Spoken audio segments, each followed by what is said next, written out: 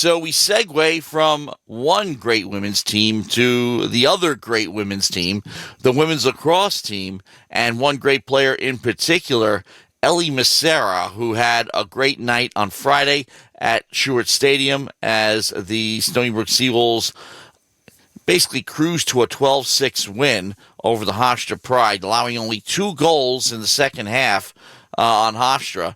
And Hofstra, not a bad team going in. They come out, they're 6-2, including the loss to Stony Brook. And but on the other hand, Massera, half the output for the Seawolves, 6 by herself, and they continue to chug on. And again, no surprise there because they ran through the gauntlet, so to speak, with the 3 ranked teams. And they're back on a regular schedule, so to speak, by playing one. Well, they had a nice 1 week finally, or 6 days, 5 days actually, when you think about it, from Sunday's win against Johns Hopkins to this one. That's probably the longest break they've had in a while. So they were fresh and they showed it. Yeah, and they're just about to go into another one of those run of games as well too. So they get a little break from Friday, and then it's Tuesday, Saturday, Tuesday, Friday, Sunday. So they got like 5 games in 10 days, I think, or something like that. But yeah, a good strong win for the women. I do think it is a little bit of an indication of where they could be going, obviously going into the CAA next year, and Hofstra being,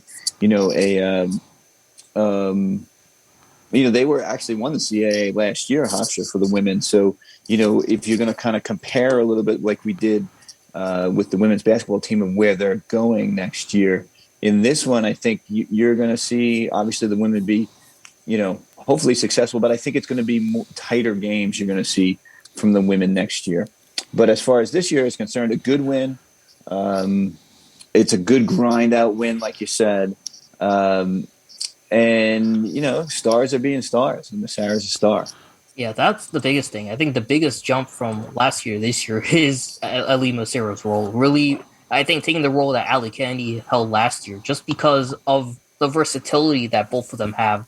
So before scoring, just talk about the draw control dominance. That was something Allie Kennedy excelled in. It wasn't even battling for the draw, more so just using her speed to come in and scoop up the ground ball. And that's something Ellie Massera does, and does honestly almost as well, to just as well as Kennedy has done the past couple seasons. She has 31 already through the first 6 games. And scoring-wise, 23 goals, 29 points, topped her totals from last year.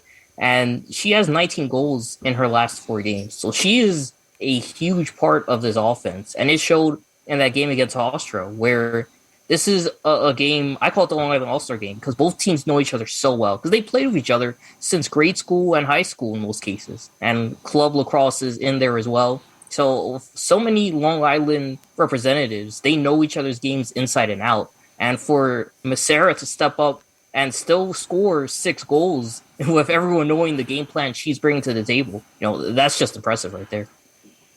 Yeah, Ken, I think you bring up a good point about the draw controls with Ellie Massera. It seems like she's able to do it. It seems like she could do it at any point in time, but it seems like they're reluctant to have her do it on a regular basis because then, she's doing everything in a way. Because it almost felt like, when they were going against Northwestern and they needed to win a couple draws, she suddenly was taking draws. Mm-hmm. And I think that, that happens every once in a while. It's like, all right, we really, really need to draw. Let's put Ellie Massera and see if we can inject some offense into the, after winning a draw.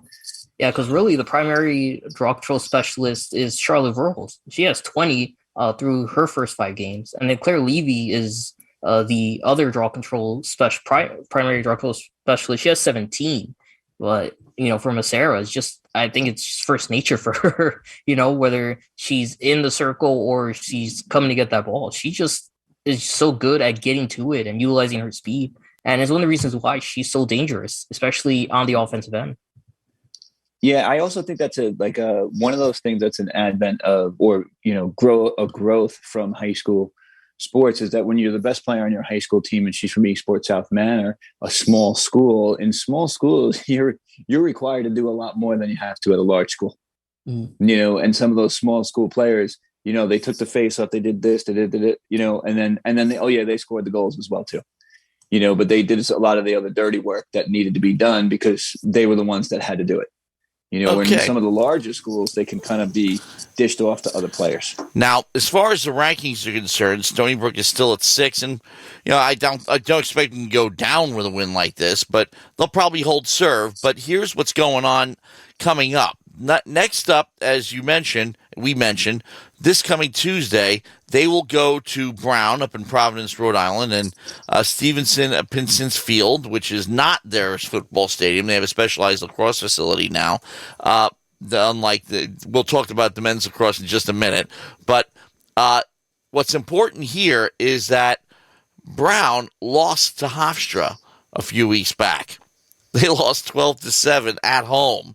So, what does that tell you? And we also lost 15-9 to Boston College, who was then number 1. So they beat Holy Cross by a goal on the road, beat Columbia on the road 14-9, and stomped on Central Connecticut 22-2, which is their last game. That was this past Thursday, St. Patrick's Day. So both teams off good wins, and while the Bears, there's not a lot of history with the Bears here because one important thing here is that they have the history is only 2 games, and the last one was played in 2008.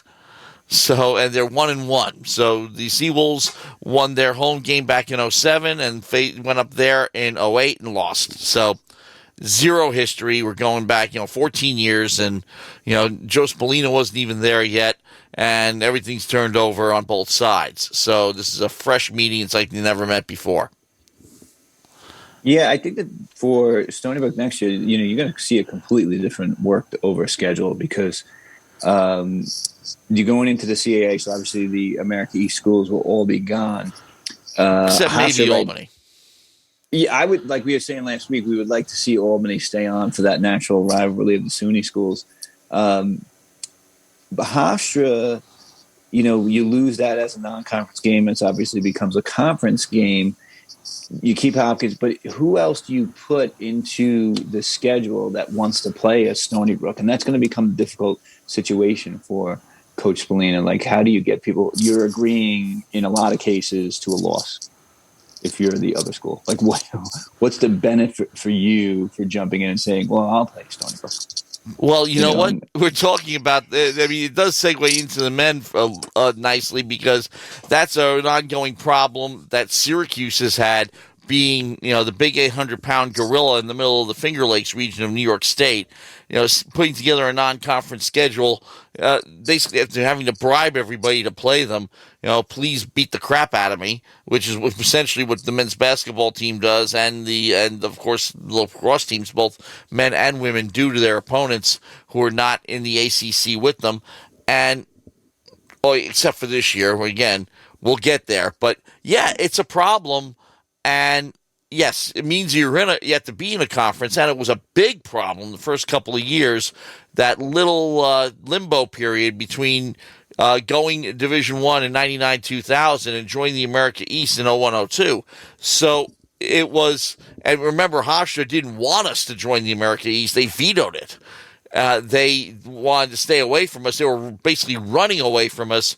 They'll play non-conference with us, that's fine, but they didn't want to be in the same conference with us because they didn't want to compete for scholarships. Now they're stuck with us.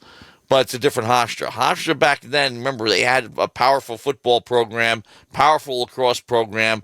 Jay Wright was coaching the men's basketball team. Different athletic program altogether back then.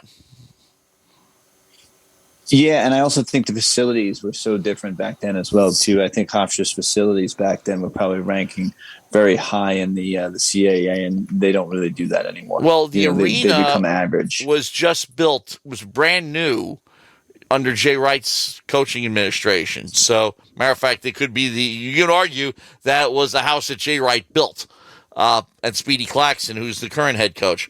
But there have been improvements. Short Stadium has been steadily maintained and upgraded. but they dropped the football program. It's no longer there. And the lacrosse program has been struggling. The Long Island Challenge Cup was designed for Stony Brook and Hofstra to meet in the final, and Hofstra didn't get there. So they're in trouble. Okay, but it does set us up perfectly for yesterday's matchup with Stony Brook and Syracuse, because Syracuse, of all programs, they've got their back to the wall because they were going into this thing 2-4. Okay, they just lost to Johns Hopkins, new coaching staff, and you know what? Also, a very important legacy coaching staff because of Gary Gate. Gary Gate is Gary Goat, greatest of all time, one of the greatest lacrosse players ever, and the leading scorer in the history in 3 national championships as a player. So expectations extremely high. They start out sputtering, and Greg, we kind of saw why, because this is not a Syracuse team that's going to run you off the field. No, I mean, talent-wise, they do have some guys that can make it happen. Sure, but they did. But I felt like watching the game as well too. It wasn't a situation where Stony Brook was, outclassed talent-wise. That certainly wasn't the case whatsoever. Syracuse looked sloppy. They were undisciplined. They did win faceoffs, and they got good goaltending yesterday, which was a big change for them because they put the Bobby Gavin into the goal, and they've been flip-flopping the goalies for a couple of games there, and he played very well for them yesterday. So I thought that was a big difference because having good goaltending obviously, prevents the other team from scoring, but it lifts your psyche up a little bit when you're struggling if your goalie's playing well, and they got that yesterday. But for Stony Brook, I felt like 3 things happened to them, and you just can't, like, when you have one of them happen to you, it's bad.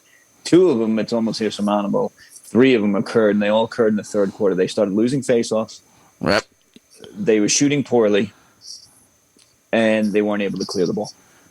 Uncharacteristically poorly. They were Stony Brook teams, even dating back to Jim Nagel's tenure as coach, have been known for their accuracy. Majority of their shots are on the mark. They were not. There were a bunch of wide shots, not good shots. Yes, you can say some were compromised. They were in traffic and what have you, but that's what really did them in. And they got outscored. It was tied at 5 at the half. They scored a goal to go ahead, and then it was all Syracuse the rest of the way, 8 unanswered. Yeah, that final half, they took 21 shots. Only 9 of them found were shots on goal. And in the third quarter, only 1 of them found the back of the net. That's bad. Yeah, and it's definitely something I want to bring up too. I think the biggest eye raiser for me is that third quarter, because in the 3 losses, the main consistency has been their poor play coming out of the locker room. Go back to their loss against Brown a couple weeks ago. They got outscored 6-1 in the third. And the loss against number 4 Rutgers, they had 2 goals, which was the lowest amount of goals they scored in that period, and allowed Rutgers to double what they got. So it's just their third quarter issues, I think, are the biggest struggle they're facing right now. Because for them, and in yesterday's game especially, their third quarter struggles, although they scored more in the fourth, I thought it carried over into the fourth quarter because that was really when they were taking a lot of their bad shots, and they just weren't clearing the ball, Greg. Yeah, and it makes you think about what goes on, at halftime. What's going what is it about the break there that gets them off their game? What is there that's going on that changes the atmosphere there? Are they super amped up for the first half and they can't get it back for the second half? Have they spent too much energy in the first half and they need to kind of tone it down a little bit in the first half so they can go into the second half a little fresher? Well, but I think it's a great point, Ken. They've been having bad second halves. Well, Tucker Dordovic was another reason why. He is by far the best player wearing a Syracuse uniform right now. And he basically did what Ellie Massera did for the Seawolves on Friday. Generate almost half the overall offensive production and was everywhere. And wherever there was a loose ball and wherever there was a broken up play, he was there to finish it. And he was virtually unstoppable. Now, here's the thing. Yes, it's pick your poison, but I don't think, and I'm very sure of it, I do not think that Syracuse, just like you said, Greg, is even as deep as Stony Brook as far as talent is concerned. But Stony Brook, I think, kept shooting themselves in the foot. Again, the shooting wasn't great because a lot of it was compromised. Good defense on Syracuse's part, good goaltending, but not that good. I think the Seawolves did themselves in, I think particularly in the third quarter. Could have been closer. Now, it doesn't necessarily mean they win, because it could have just been, the margin of defeat might have been a little bit narrower. But the whole point here is that, we said going in, because we read the articles, we saw the schedule, we saw the loss to Hopkins, and we said, you know what? If there's a chance for Stony Brook to knock off Syracuse, today was it. And you're kind of disappointed that they didn't do it. Yeah. For me, definitely more so, because that was the one where you beat Syracuse. Now you're really looking at, sneaking into the rankings, getting in the top 20 spot, top 25 spot at worst, So Syracuse, if they lost this game, they're out. They're out of the rankings. You lost to Stony Brook. Well, they've been out of the rankings. That's the thing. Yeah, they're still receiving votes. They're more than Stony Brook. If they lost to Stony Brook, Stony Brook's taking all their votes and move it up. Yeah, but it's like Stony Brook would definitely moved up and might have broken into the top 20. But you're talking about what ifs here. What if, number one, losing by a goal to number 4 Rutgers? What if number 2, the following week, losing at number 16 Brown 10-7, a low-scoring game? What if number 3, losing to Syracuse? And remember, we're talking about the women, the gauntlet, the 3 ranked teams, and we're thinking take 2 out of 3, you're in pretty good shape, and they did. Well, take 2 out of 3, and the Seawolves would have been in great shape. They lost all 3. Yeah, they would have been, at worst, among the bottom of the top 20. It probably would have been, a 15, 16 rank. But, you take that, especially with a more loaded ranking this year with all the Ivy Leagues back, Just looking if at the they'd schedule, gotten past Rutgers, they would have been in the top 20 easy. Yeah. And just looking at the rest of the schedule, it's America East opponents and Dartmouth on April 5th. So, your chance, I think, to really, prove yourself and get that at-large bid you need, I think the window's shut on that, or just about shut. Unless they go on a heck of a run the next 6 weeks. And I don't even know that's going to be enough. But I think they also have to get help in a variety of different ways. They have to go on a run. There's no doubt about it. They'd have to win. They have to basically win outright, I would imagine, to do so. And they can. Like, their schedule is set up that they can win the rest of the way through. There's not a team on the schedule that you don't think you can't beat. You have to become a big fan of Rutgers.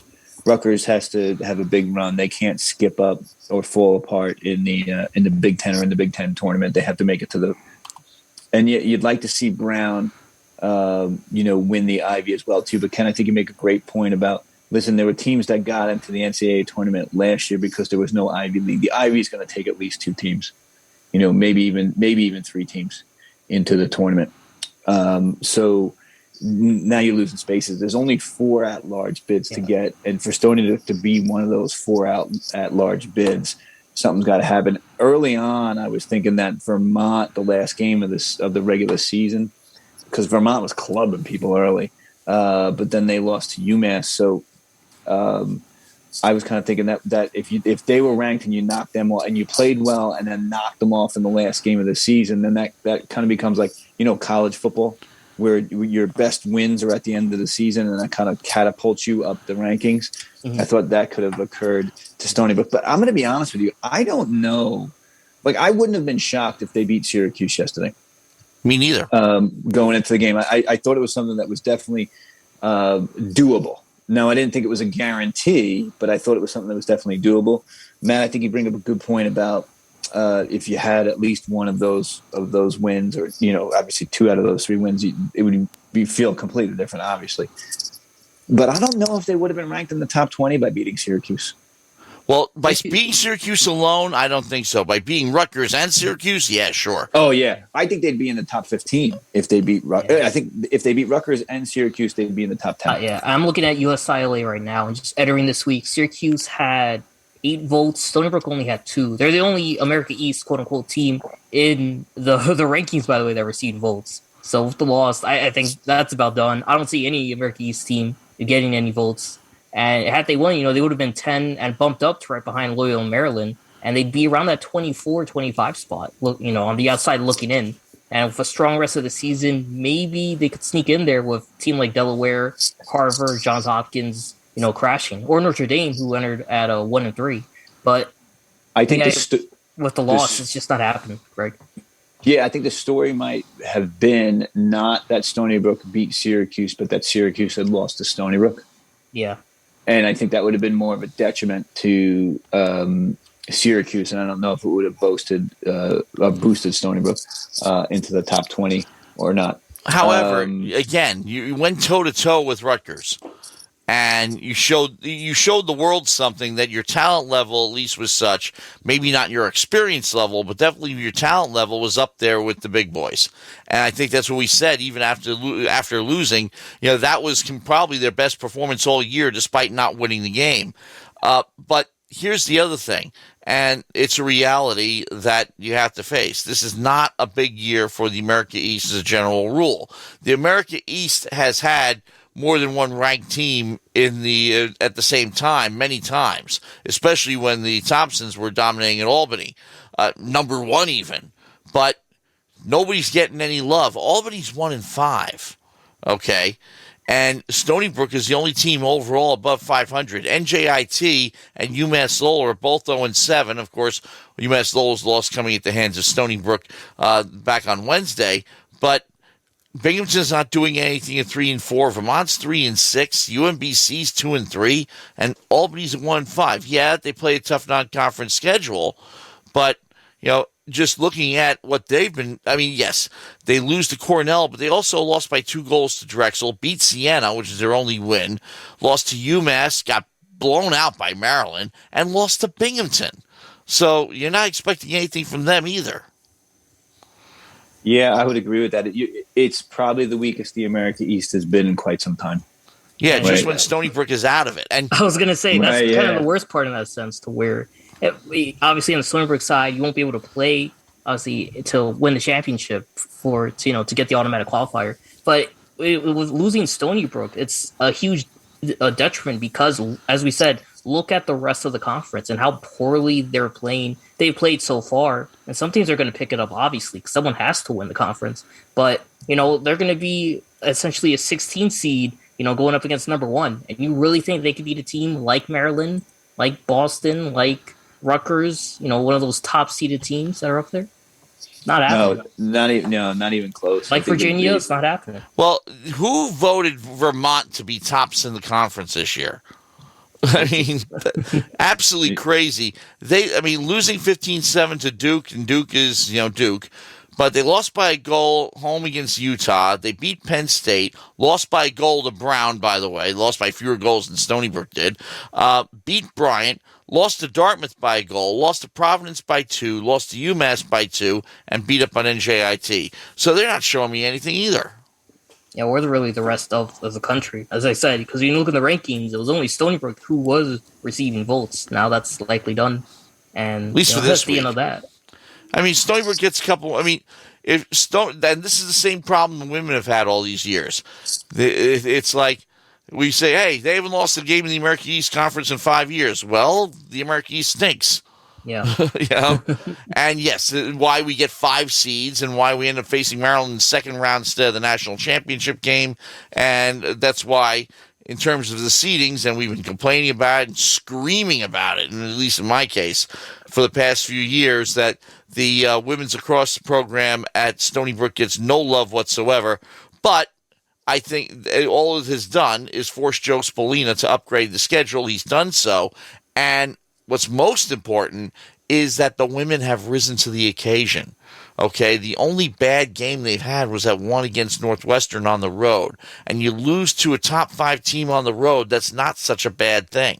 Because you got teams in the top 20 on both women and men with sub 500 records because those losses were against top teams, which is why the Rutgers loss doesn't hurt Stony Brook so much. The Syracuse loss might a little bit, But the Brown loss may actually hurt most of all, ironically enough. Yeah, and the name. Well, part of it is the name of Brown. Unless Brown goes on a run themselves and gets into the and wins the Ivy. And Ken, we've danced around this a little bit. I think the men's lacrosse team has to solve two main problems. I think problem number one is they can't have a slow start in the second half anymore. I think that's got to come to an end. Matt, and the second problem they have to be able to solve is how do you stop the number one offensive player on the other team? Yeah, that has been their Achilles heel in every single game, even the games that they've won. Especially when they're starting to figure out how to stop yours. Yes, very good point. Yes, because Palinetti did not have a great game. Palinetti needs to be. Look, it's been back and forth. You say that, he takes too many shots. He doesn't take enough shots. Doesn't take too many shots. And knowing when to take too many shots and not take enough shots is a big part of being a star. And yes, we've seen instances where Palinetti will take the team on his back and get him back into it. And we've seen different women's players do the same thing. And I mean, look what Siobhan Rafferty did last week. So, and Ellie Massera did, of course, obviously against Hofstra. So they have different players who can do that. And the Seawolves, they've got guys who can do it too. I mean, Mac can definitely do it. Okay. Palinetti can definitely do it. We've seen even DeMeo do it. Come up with big goals. So let's see it. Let's see it happen. Pearson with walk-offs. I mean, these guys are capable of it. They really are. It's just they just a matter of putting it together. Just they had a bad third quarter. A lot of things fell out third quarter, but it still doesn't mean you don't fix them. They need to be fixed, and they're going into even though we've been calling them the de facto independent there. They still are going into conference play right now, and you want to see them win all their conference games. I want to see them be. For bragging rights, number one. Well, the other fact is, a chip on their shoulder. Talent-wise, they are the best team in the America East Conference by far. Right now, for sure. But it also matters being the regular season conference champ. I think that means something, right? There's something to play for there. You can be the regular season. The season doesn't come to an end because you've lost to Syracuse. There's games to be played, and then other schools have games to play as well, and I think that matters. You never know what's going to happen in sports. It's just the reality of the games. That's why March Madness is what March Madness is. The teams are going to lose and teams are going to win, and then suddenly you're going to be back into the mix 3 weeks from now, and you're not going to, you never thought it would occur. Absolutely. I think that segues perfectly to baseball and what they did this weekend, Matt, because, we talk about not expecting what's going to happen. Men's baseball team conference opener, they sweep UMass Lowell, but that Saturday and Sunday game didn't look like they were going to win for a lot of that game. Right. And especially on Saturday, okay, they were leading at the end of 6, and then UMass Lowell came up out and tied it in the 7th.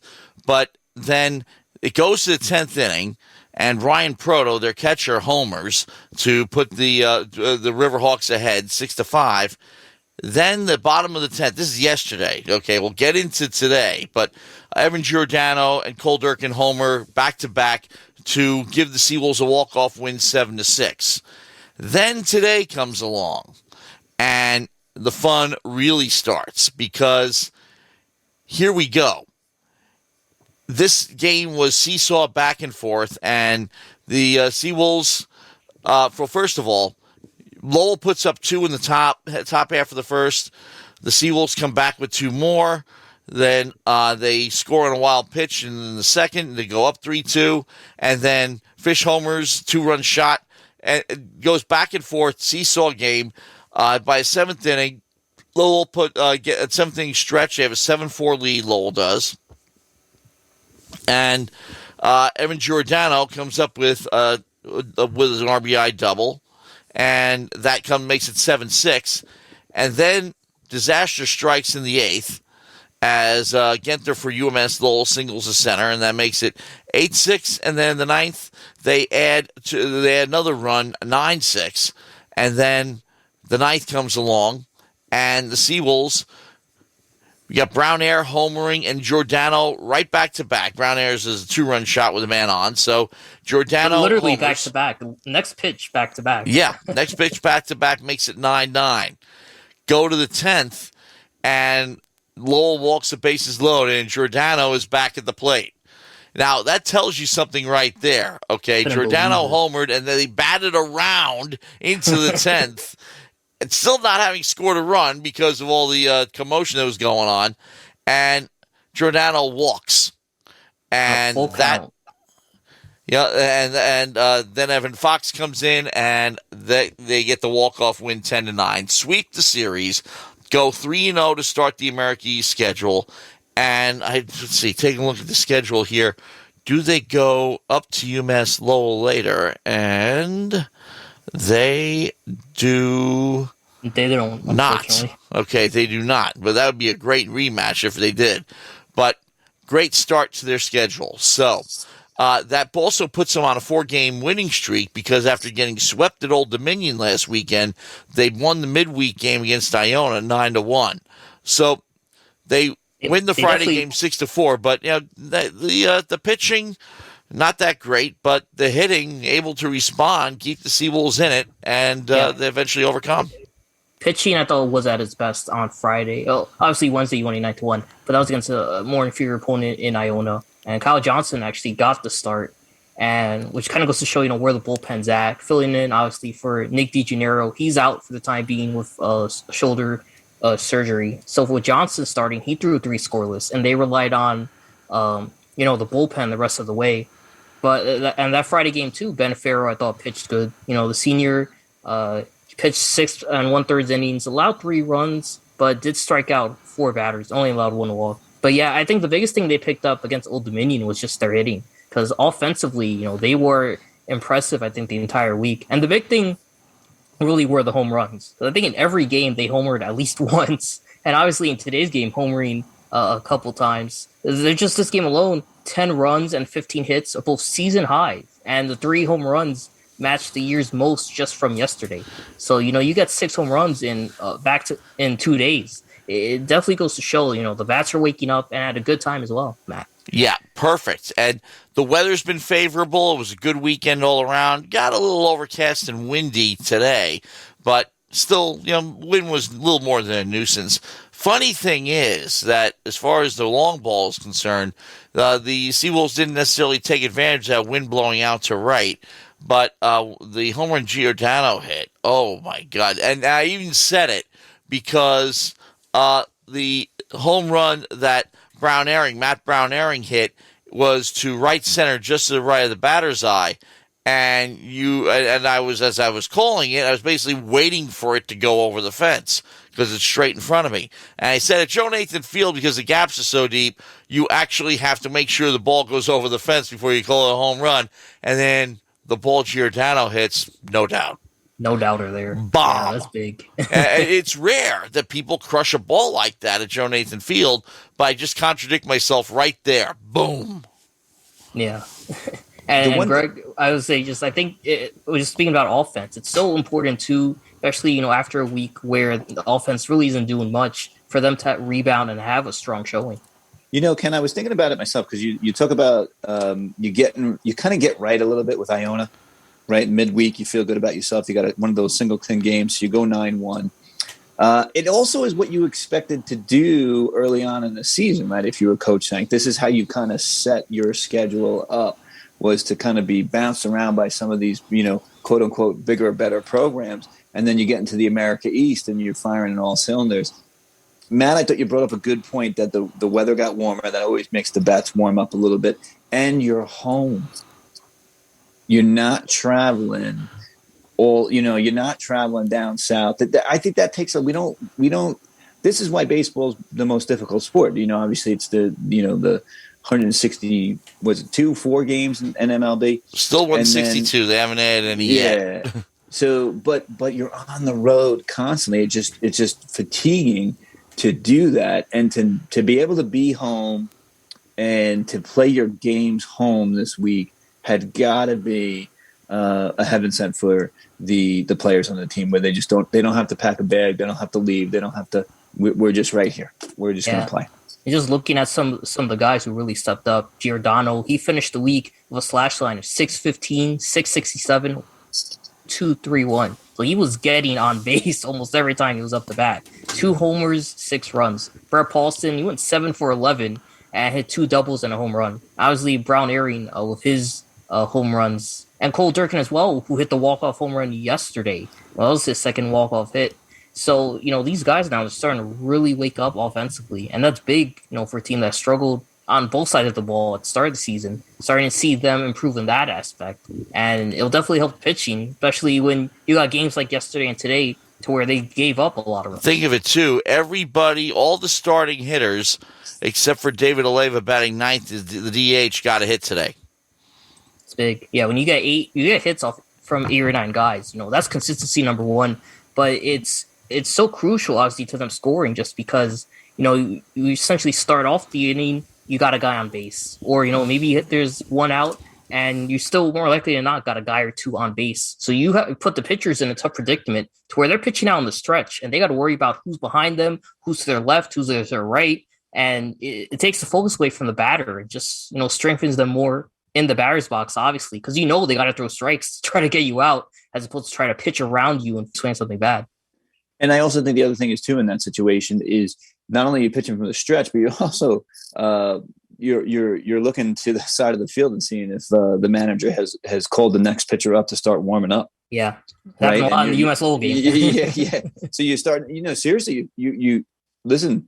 These guys aren't major leaguers, right? They're 19, 20-year-old kids, and they're not pitching well, and they're looking to the side, wondering, am I staying in here? Am I not staying in here? And that plays an effect psychologically for the pitchers as well too.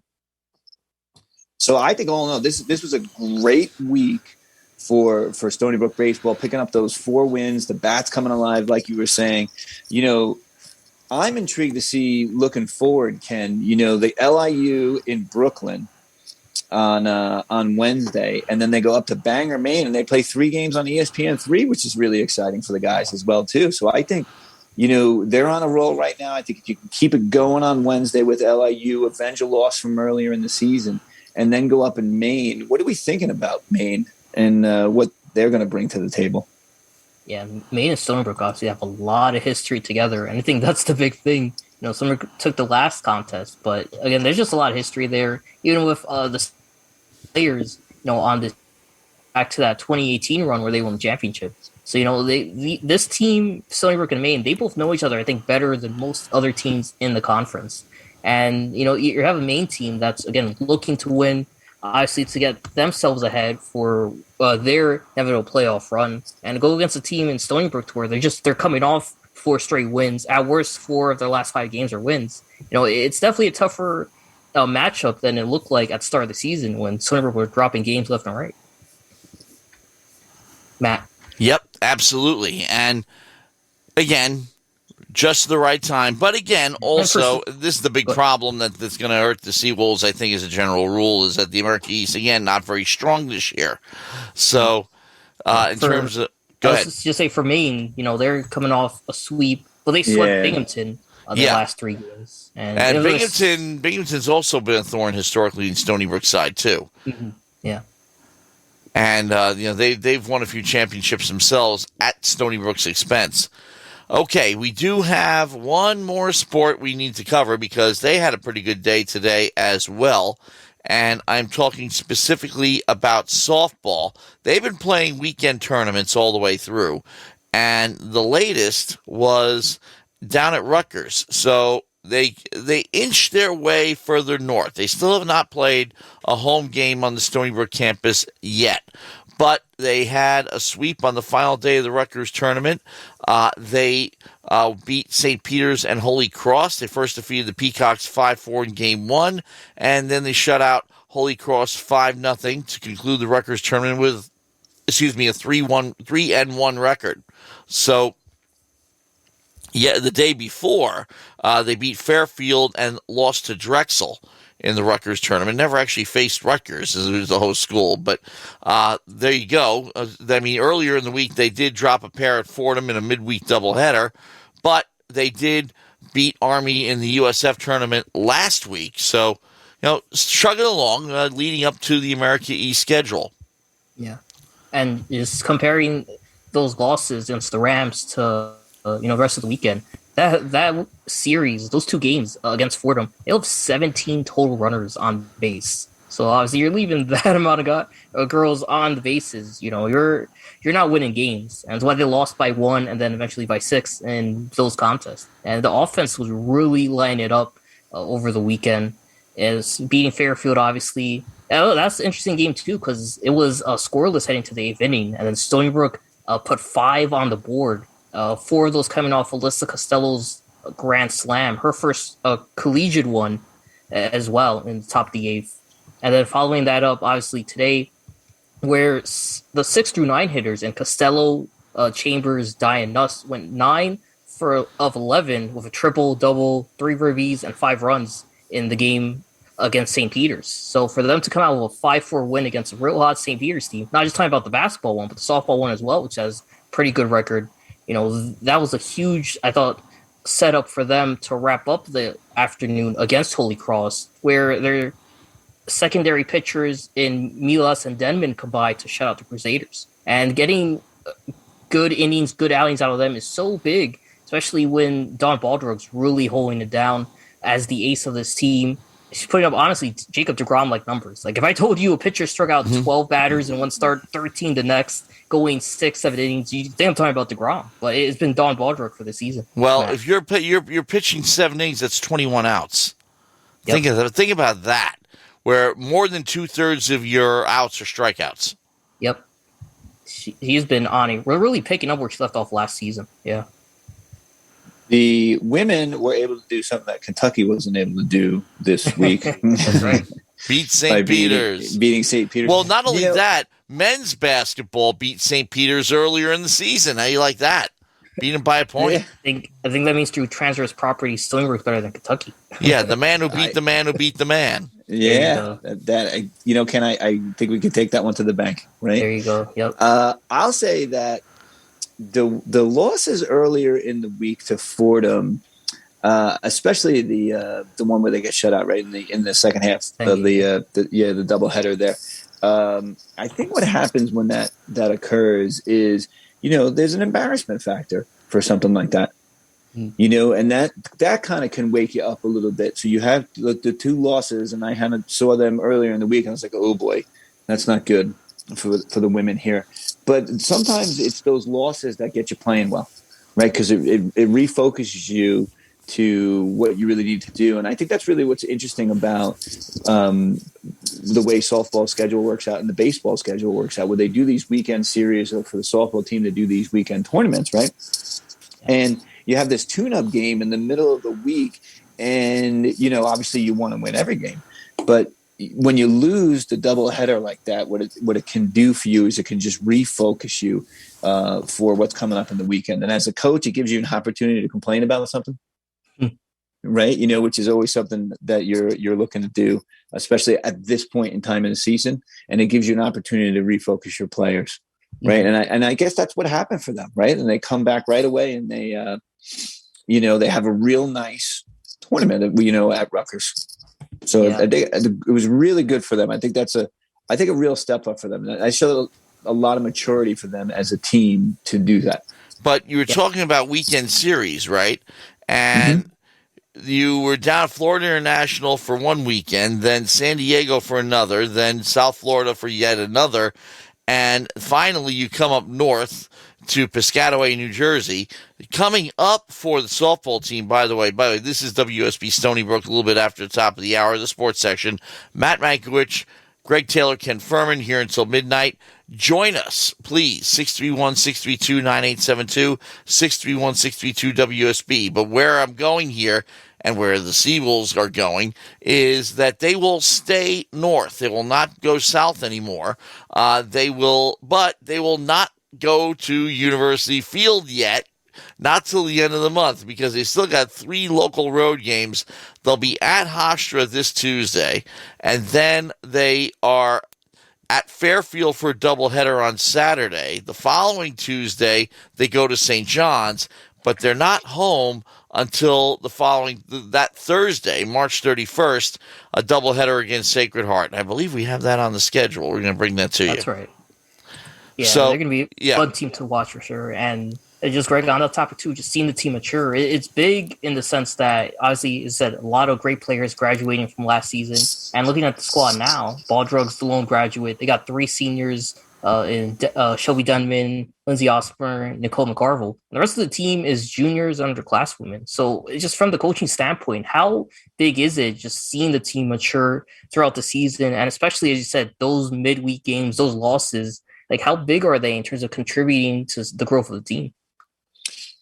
Well, I think it's big in a lot of ways because really what you're doing as a coach is you're working on individual players and you're working on the team as a whole. So it's kind of like this balancing act between the two. So you're concerned about, trying to get, player X or, player Y, whoever it is, to get better at a certain skill set.